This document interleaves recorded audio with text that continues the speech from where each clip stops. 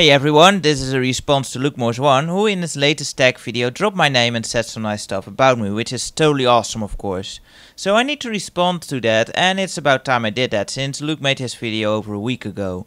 I know Luke goes through some rough time right now, and I really hope he does well. My best wishes go out to you, man. Anyways, as Luke already butchered the tag rules a bit, I'd like to go one step further and just cut out the facts about me. As I already have a Q&A section, it seems a bit redundant to me. So instead I'll show something which I picked up recently gaming wise. I never do unboxing or collection videos, but it feels like a fitting response towards Luke. Another thing I will do, which is common in tech videos, is give out a couple of shoutouts of my own. These guys deserve some attention. I can't believe I've actually got more subscribers than these guys. That's just unacceptable. I'm way too lazy to deserve half the praise you people give me. So check these guys out and see if you like them as much as I do. And if you do, then please support them by subscribing. Thanks. First up is 8-Bit Rob. You know, Rob the robot from the NES days? Well, he's reviewing NES games now. He does a pretty good job at it too, and covers some interesting titles. I really enjoyed his coverage of Isolated Warriors. I always thought I was the only one who enjoyed that game. Normally I tend to dislike computer voice reviews, but tying it to Rob is genius and it works well. Next up is Black Lily 8. This guy has a weekly show called Mad Chat, in which he talks about the most influential games from the past. His videos are really informative and may actually teach you a thing or two. Really recommended for those who are looking for something gaming related that's more serious and educational. The next channel on my list is Brickroad. Brickroad's specialty is making some really entertaining let's plays and some hilarious vlogs on random stuff. Most noteworthy of his videos are the LPs he does on games he really knows well, as those are played at higher speeds. All the while giving witty and also often informative comments on the games. Just check out his Super Castlevania 4 or Super Metroid playthroughs. Great stuff. Next is, and I hope I can pronounce this alright, Schadenfreude82. He is the Gem Enslaver, a name which does question his morality. Personally, I'd go for Marmalade, as that stuff is too disgusting to be much of a loss anyway and is better off put to some better work than food. Anyway, he had some very well written reviews for various games and is really worth the look. Finally, I'd like to give another shout out to TigerClaw TV. On that channel you find many interesting videos on games you might not know, from the old MS-DOS days to the newest freeware. The reviews are small but give a good idea about the games, something I could actually learn from.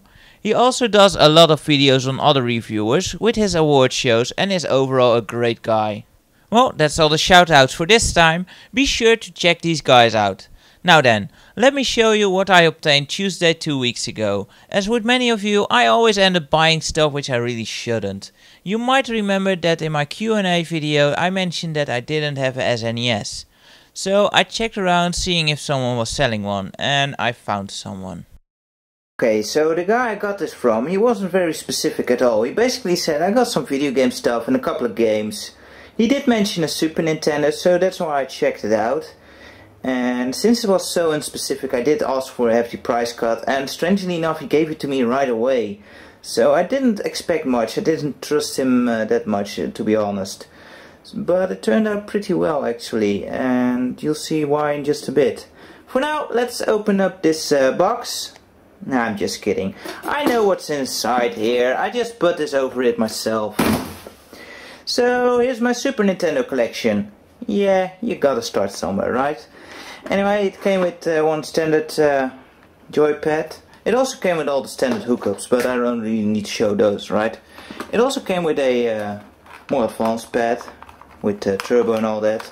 Unfortunately though, the R button is missing, so I'm not sure if I can fix that, but still nice that I got that with it. Then we have the console itself, the PAL version of course, which is made to look like the Super Famicom from Japan, and I really like this look. It looks way better than the SNES in the United States, I think. It does have some yellowing on the back, but otherwise it looks very good, and it plays fine too, although it does need to be cleaned a bit, since the games don't always load. So then we have a couple of games of course with it. First up is Super Mario World, can't have a Super Nintendo without that. Then we have Super Mario All-Stars, great collection of course of Mario games. Then we have Donkey Kong Country, which is an awesome platforming game, I really like that always. Then we have Zelda, A Link to the Past, which is, I think, the best Zelda game out there. Then we have Starwing, known in the US as Star Fox, and to be honest, I've never been a fan of this game. I know it sounds like sacrilege, but yeah, I thought the graphics looked like garbage when it came out, and I still think, I mean, they haven't aged well at all. So then we have Super Metroid, which is an awesome game, of course. I'm really glad I got this one.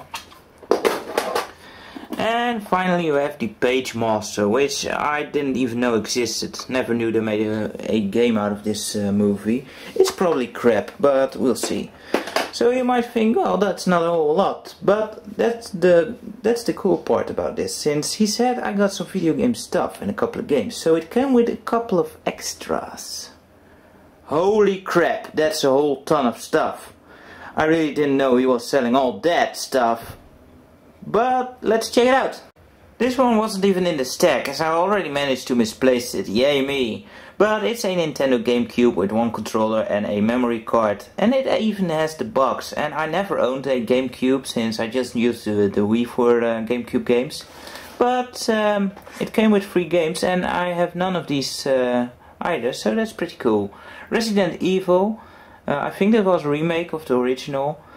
It does miss the manual, but it's otherwise it's alright. Then we have Resident Evil 0, which originally cost him 30 euros it seems, and I got for a couple of cents now, I guess, if you divide everything, which is pretty awesome, of course. Then we got Star Wars Rogue Leader. Never played it, but it seems alright. Gotta check this out, since Star Wars is all awesome, of course. So yeah, that's the GameCube. Let's check out the next thing. Now this one's pretty interesting, as I never knew this existed. You might think right now, hey, that's a Game Boy, but no way, it's a rip-off. And it's actually a pretty good one at that. It's a Supervision. Now the reason I said I never knew this existed is that I have another version of this one. And that is this. I thought this was the Supervision, but apparently there are 2 versions of it. And yeah, this was basically a thing that was from Hong Kong that was supposed to be a competitor to the Game Boy. Unfortunately, there weren't that many great games on it. But yeah, it could be superior to the Game Boy, in fact. So I got 4 games with it. I had none of these, which is pretty cool since the library is pretty small. First there's Chimera. I'm not sure if you can read it through the plastic. Creamer rather. Then there's Space Fighter. Yeah, they weren't very original with names for these games. Then there's Witty Cat. And finally the best name of them all, Motta Blotta.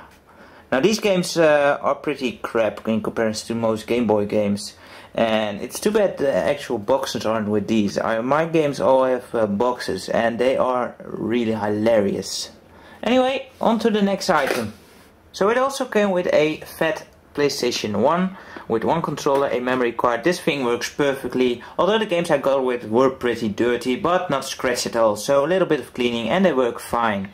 I got the case only, unfortunately, of Kuifje Avontuur Onbekend, which translates to Tintin Adventure Unknown. Pretty strange subtitle.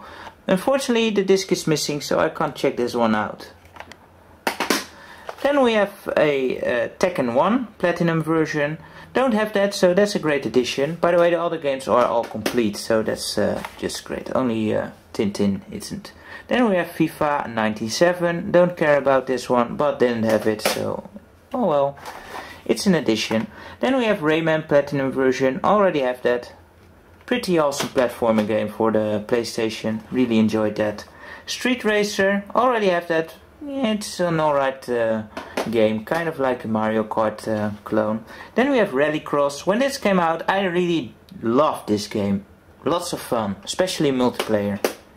Then we have the Platinum version of Ridge Racer. Yeah, who doesn't have Ridge Racer for the PlayStation? Cool arcade racer. Then we have True Pinball Platinum version for the PlayStation. Great pinball game for the PlayStation actually.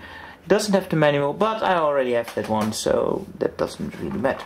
Then we have Crash Bandicoot 2. I think this is probably the best game of the series. Love it, got it. Now I got 2. Then we have The Lost World. Don't have it, but I think if I remember right, I heard it was pretty crappy. But we'll see about that ourselves sometimes. Then we got Rapid Racer. Do have it, didn't like it as much. Just doesn't do anything special really. Then we have Crash Team Racing. Got it, love this game. Great Mario Kart port. Then we have Track and Field 2. Don't have it, don't care for it, but it's an addition. So yeah. Then we have Crusader, No Remorse. I actually never heard of this game before. And yeah, I played a bit of it. Reminds me a lot of Shadowrun. And I gotta say, I think I'm going to enjoy this one. So yeah, that's the PlayStation stuff. On to our next item.